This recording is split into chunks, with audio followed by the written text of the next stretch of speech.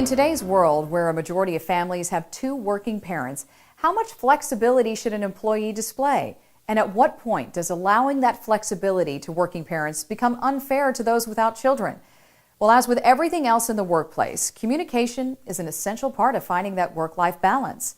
No matter how legitimate, managers should not turn a blind eye to chronic tardiness just because an employee has daily demands regarding their children. Issues are always going to surface, and it's likely that their coworkers are going to have to pick up the slack. And no matter how much empathy you have for their situation, this can become extremely frustrating. Instead of ignoring it or simply reprimanding the employee, talk with them and get their story. Maybe you can find a solution that is fair to everyone.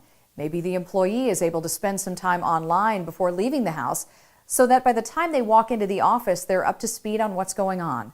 Or answer a few questions by email. If that's not possible, perhaps the employee can regularly work late one night to make up the time.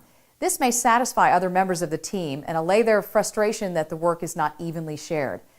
If you're unable to find alternative solutions for making up the time, think carefully about how the employee's performance compares with the other members of the team. Can you justify the difference in hours by saying that the employee is able to produce more in a shortened day than others are in a full day? If not, then consider asking the employee if they'd prefer an agreement where he or she is only expected to work 35 hours a week and reduce the salary accordingly. Although other employees have no right to this information, this arrangement could help you deal with complaints from others in the department. You can now simply say that the employee in question has a different arrangement with us than you and is meeting our expectations.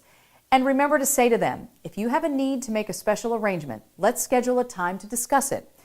Be sure to let the whole team know each other's office hours, what hours, so that they can plan collaborative efforts accordingly, since it can be overwhelming for managers of large teams to keep up to date with everyone's schedules. Be sure to require all members of the group to keep their Outlook calendars up to date for everyone to view. Everybody has outside lives, and the more you can reasonably accommodate someone's personal needs, the happier that employee will be.